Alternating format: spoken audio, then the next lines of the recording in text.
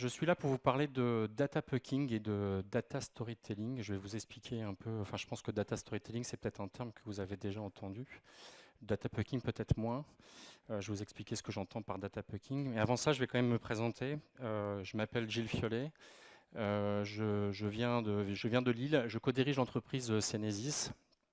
Nous sommes une société de conseil en intégration de solutions de data management. C'est-à-dire qu'en fait, nous adressons toutes les problématiques autour de la data. Notre cœur métier, c'est vraiment la donnée. Alors, de l'intégration de données entre les applicatifs, de qualité de données, c'est-à-dire que vous pouvez pas faire, vous ne pouvez rien faire avec vos données si elles ne sont pas de qualité, en passant par le référentiel et la gouvernance de données, qui est vraiment un spectre très très large autour de la donnée. Il y avait une table ronde qui était très très intéressante juste avant là-dessus. Et puis, ce qui va nous concerner peut-être un peu plus aujourd'hui, c'est la business intelligence. Alors, comme je suis là pour vous parler de data storytelling, je vais commencer par une petite histoire. Pourquoi j'en suis arrivé là? Pourquoi je me suis dit qu'il y avait quelque chose à apporter et à travailler autour de l'histoire de la donnée, enfin de raconter des histoires avec la donnée? C'est que je donne des cours aussi en école d'ingénieur de business intelligence et je cherchais à illustrer ce que c'était que la data visualisation. Excusez-moi. Et donc je cherchais des représentations de données qui étaient intéressantes. Et donc du coup, en cherchant un peu sur Twitter, je suis tombé sur cette représentation-là, que je trouvais assez sympathique de présenter le flux de voyageurs sur le site de la RER, dans les différentes stations du RER. Et donc je trouvais ça plutôt intelligent. Et puis en fait, je commençais à regarder un peu les commentaires qui étaient derrière. Et je me suis aperçu que la personne qui avait fait ça s'est pris une volée de contradictions en disant mais je comprends pas, nation ça peut pas être ce chiffre-là, d'où viennent les données, etc., etc. Et cetera. Et je me suis dit qu'en fait, là où ça partait d'une bonne intention, ce qui manquait peut-être autour de cette représentation-là, c'était le sens. Il manquait du sens. La personne qui a voulu faire cette illustration-là et qui était finalement plutôt dans l'usage très, très sympathique d'une donnée ouverte mise à disposition par SNCF, finalement, derrière ça, plus personne ne savait ce qu'il voulait représenter, pourquoi il voulait faire ce type de représentation-là. Et ça jetait du coup du doute sur la donnée en elle-même, d'où elle venait, à quoi elle servait, la qualité, etc., etc. Donc je me suis dit qu'effectivement, il y avait quelque chose à faire autour de l'usage de la donnée dans le monde de la visualisation. Vous avez sans doute eu d'autres conférences sur comment représenter les données. Il y en avait une ce matin qui était très sympa sur la visualisation, la data visualisation. Moi, c'est pas ça que je vais aborder aujourd'hui avec vous. C'est pas comment mieux représenter. Est-ce qu'il faut prendre un graphe, une courbe? Je mettrai un petit slide, mais je vais rien à rapporter par rapport à ce que vous avez pu voir ce matin si vous étiez là. Mon objectif, c'est plutôt de se dire quel sens on va donner à notre représentation. Quand on fait du dashboarding, quand on fait un reporting, qu'est-ce qu'on veut apporter à notre équipe? Qu'est-ce qui va faire sens pour eux avec notre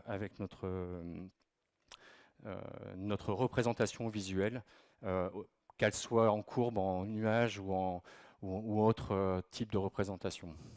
Donc en fait là, moi j'ai une demi-heure, un petit peu moins, pour vous convaincre que le monde change, que du coup même dans notre façon d'aborder le pilotage des entreprises, on change également. C'est-à-dire qu'on ne va plus piloter nos entreprises de la même façon.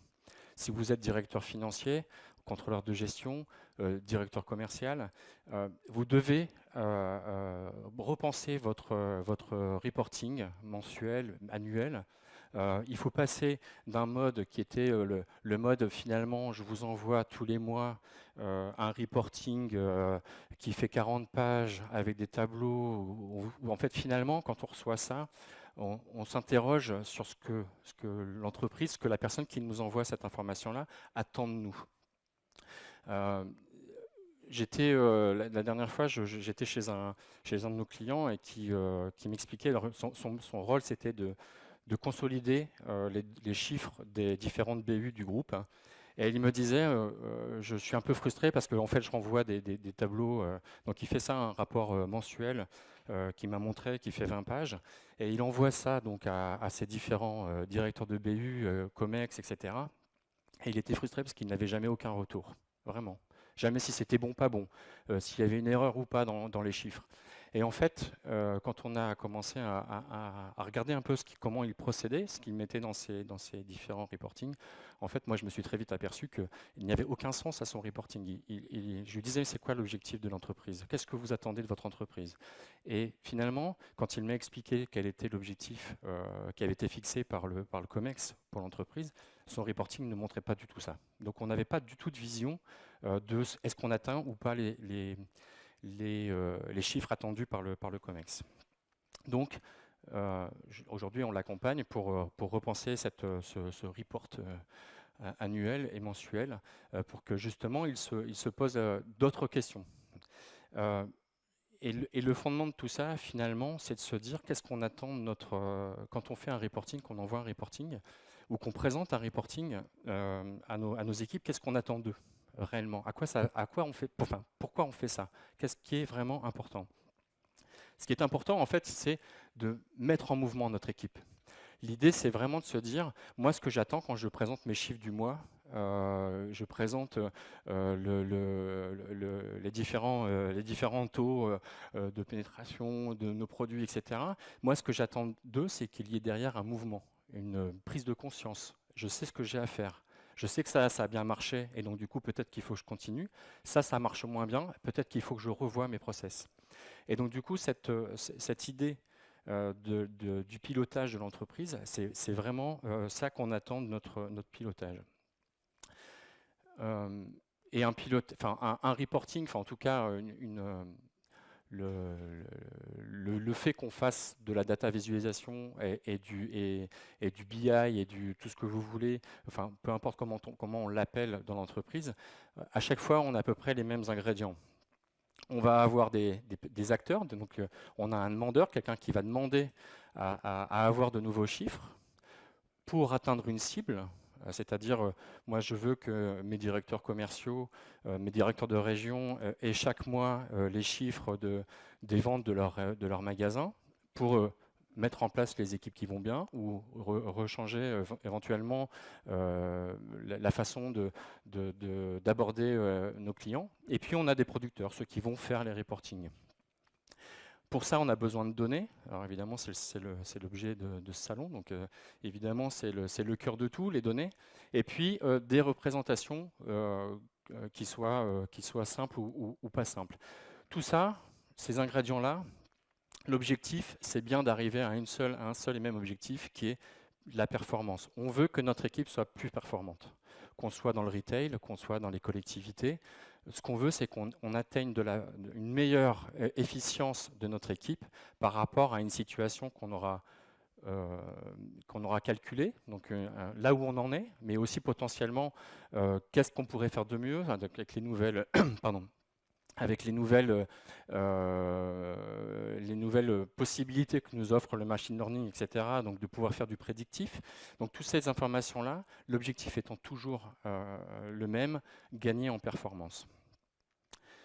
Alors aujourd'hui, évidemment, on a beaucoup de possibilités. C'est-à-dire que vous avez dans vos entreprises ou dans vos collectivités une plateforme BI peut-être traditionnelle, hein, j'entends par là un data warehouse, un infocentre, peu importe. On commence à mettre derrière ça du big data, des data lakes. Donc on va avoir une possibilité d'utiliser des données qui sont structurées, non structurées, de l'open data, de ce qui vient des réseaux sociaux, des machine learning, etc., etc. On récolte un certain nombre d'informations de plus en plus volumineuses. Et la question, c'est qu'est-ce qu'on va en faire? Donc aujourd'hui, il y a beaucoup, justement, la table ronde juste avant parlait des nouveaux métiers autour de ces problématiques-là. L'idée étant, à chaque fois, c'est que ce qu'on cherche à atteindre, c'est une mise en mouvement de cette équipe, de nos équipes, de l'entreprise, de la collectivité, pour aller chercher mieux, faire mieux, plus, etc., etc. Et derrière ça, évidemment, ce qu'on voit apparaître, ce que vous avez vu apparaître, et certaines solutions sont présentes aujourd'hui sur le salon, permettent de faire un certain nombre de choses plus ou moins belles, plus ou moins élaborées, plus ou moins complexes, parfois très complexes. Euh, Tout ça, toutes ces possibilités-là, finalement, moi, c'est ce que, si on rejette ça partout dans l'entreprise, tantôt on vous envoie ça, tantôt on vous envoie ça, etc.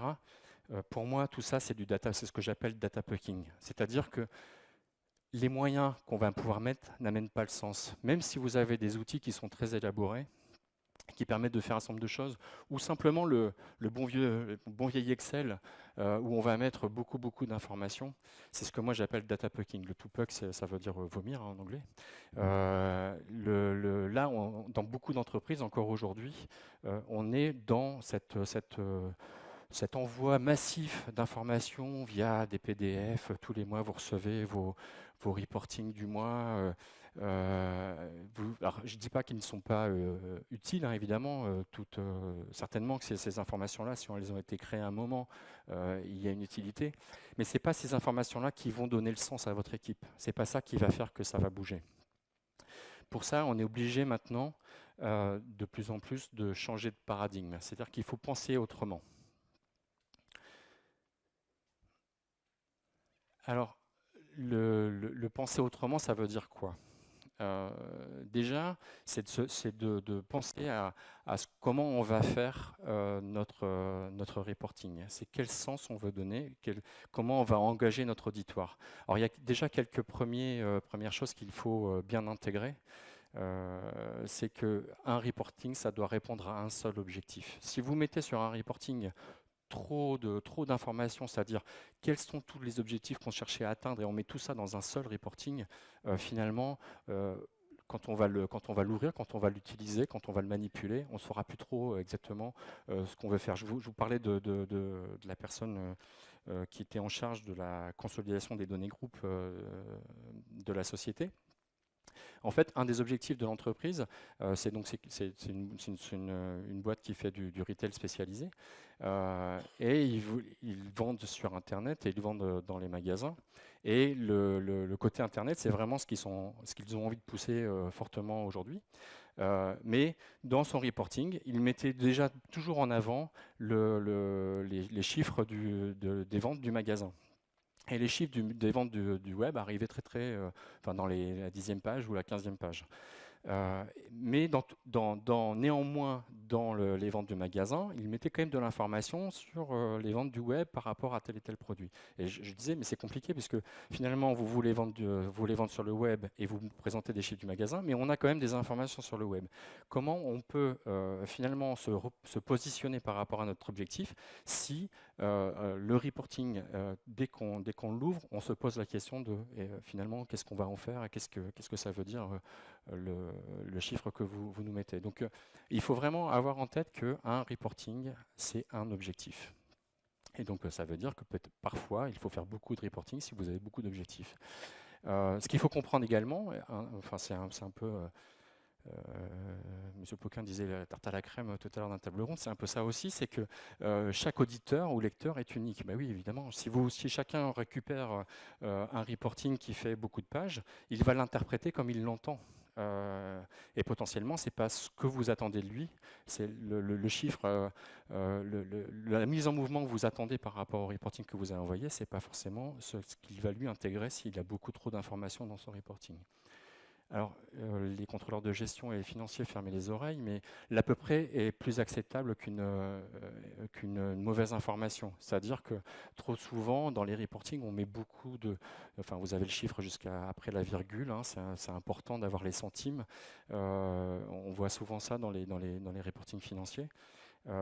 Finalement, moi, je me suis aperçu, et j'ai eu plusieurs fois, et je pense que vous l'avez vécu également, le nombre de fois où, dans des réunions, on va se battre sur le centime derrière la virgule, plutôt que de se poser la question des dizaines et parfois des centaines d'euros qui sont pas à l'objectif. Donc parfois, il faut aussi faire en sorte que le reporting, sa vocation, c'est pas forcément d'apporter du fin, mais surtout d'apporter des tendances, d'apporter du sens. Je reviens là-dessus. Et évidemment, et vous l'avez compris ce matin, si vous avez fait la conférence sur la data visualisation, on ne peut pas présenter un KPI avec n'importe quelle visualisation. Donc il faut aussi aller chercher la bonne représentation graphique pour qu'on puisse bien comprendre ce qu'on attend de cet indicateur. Donc ça, c'est déjà les premières choses. C'est le B à bas, j'allais dire, du bon reporting, de la bonne façon de représenter de l'information. Si on veut aller dans l'esprit de data storytelling, il faut aller plus loin. Et il faut commencer par faire un peu de psychologie. Le bon data storyteller va faire de la psychologie. Pourquoi je dis ça?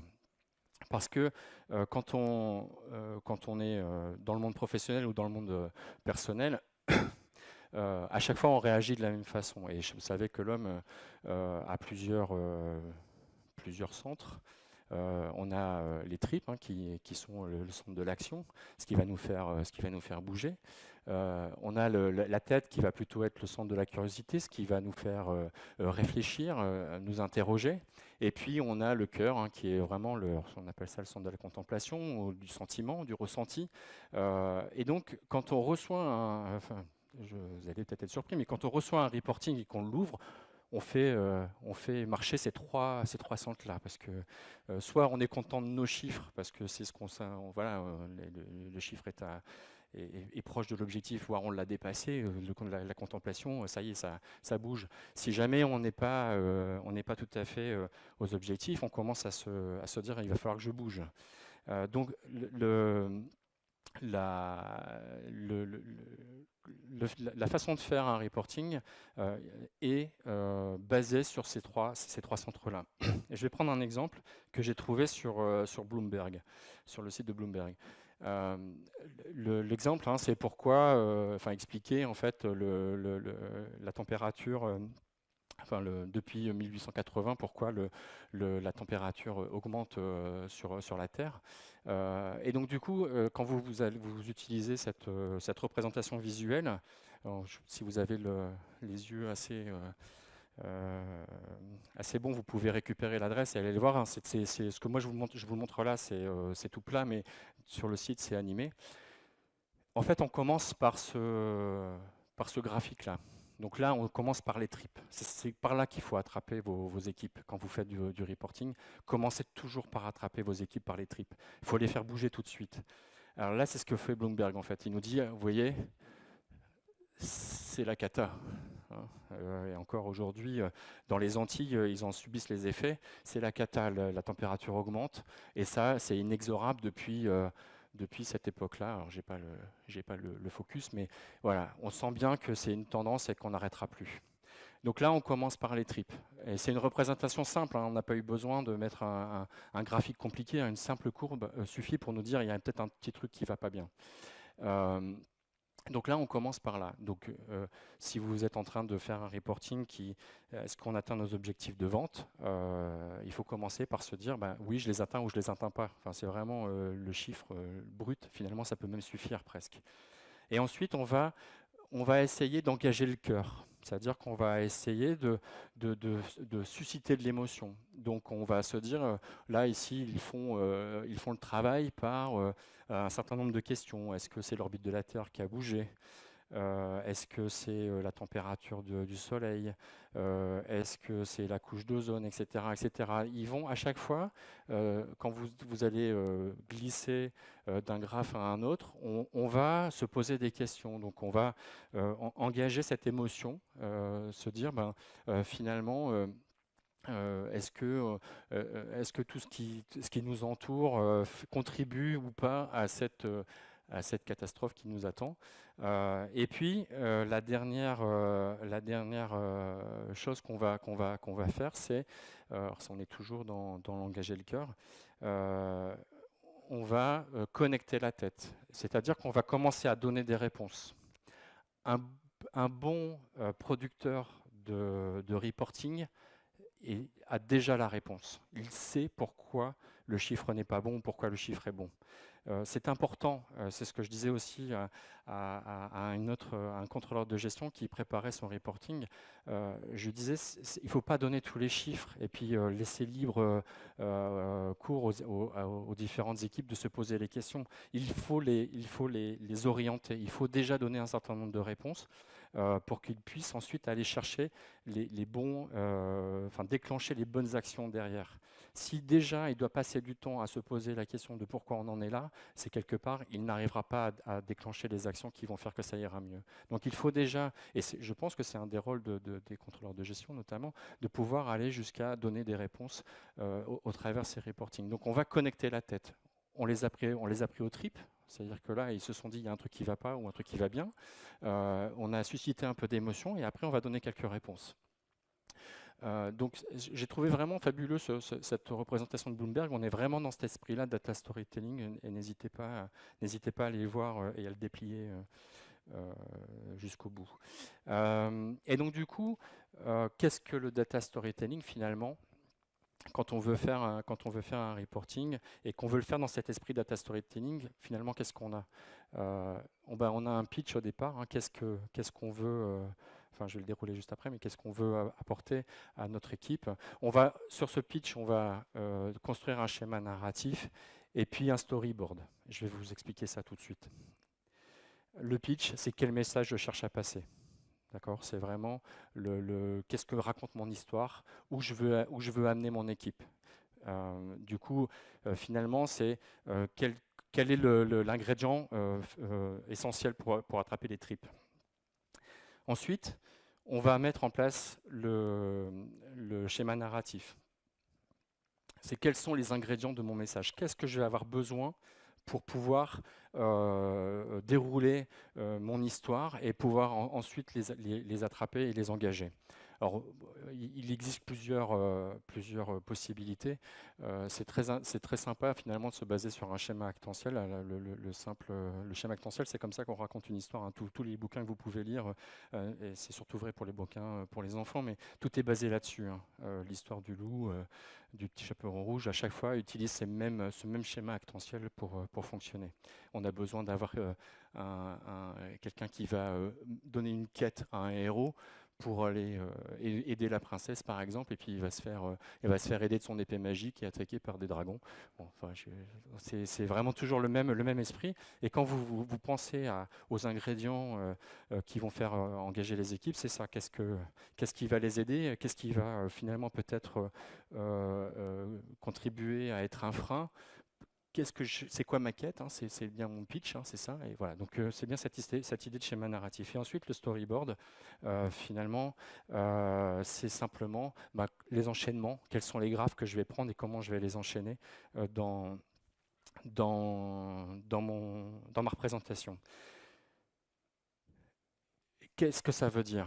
Et ça, c'était des questions qu'on m'a posées à chaque fois que je viens dans une entreprise pour parler de ça. Et la question, c'est mais finalement, ce que vous êtes en train de me dire, c'est que je vais devoir faire tous les mois un nouveau reporting.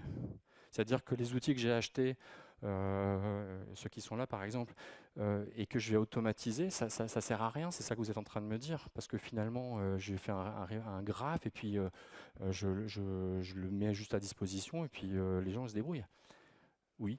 C'est un peu la réponse que je donne souvent. Ben oui, il va falloir refaire un reporting tous les mois. Pour autant, tout le travail qui est fait dans ces outils-là, c'est du travail qui est utilisé. C'est ce qu'on va mettre dans nos enchaînements. On va aller les chercher là, potentiellement. Les graphes que vous avez mis en place sur un dashboard qui est disponible pour tout le monde, ce n'est pas du travail perdu, puisque à chaque fois, en plus, si vous avez utilisé les derniers outils, il y a de l'interaction, etc.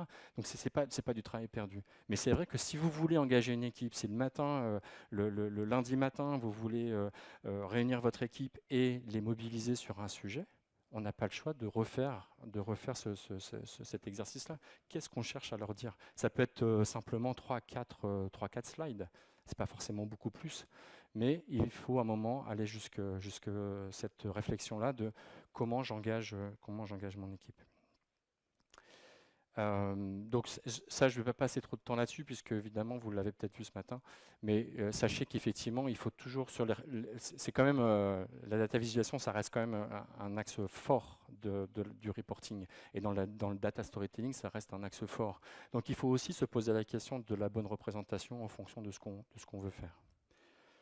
Et je finirai juste par ce graphe-là, avant de vous laisser la main si vous avez des questions, puisque j'ai trouvé ça sur Forbes. Pardon. Je trouve que ça résume bien tout ce que je vous ai dit là aujourd'hui.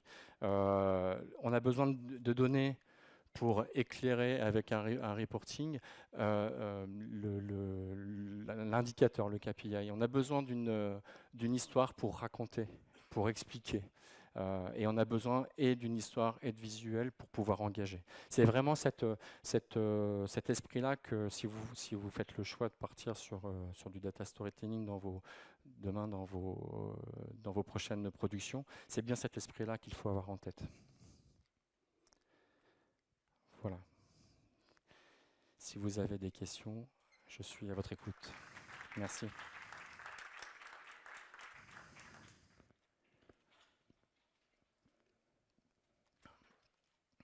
Est-ce qu'il n'y a pas de questions? Je vais mettre limpide.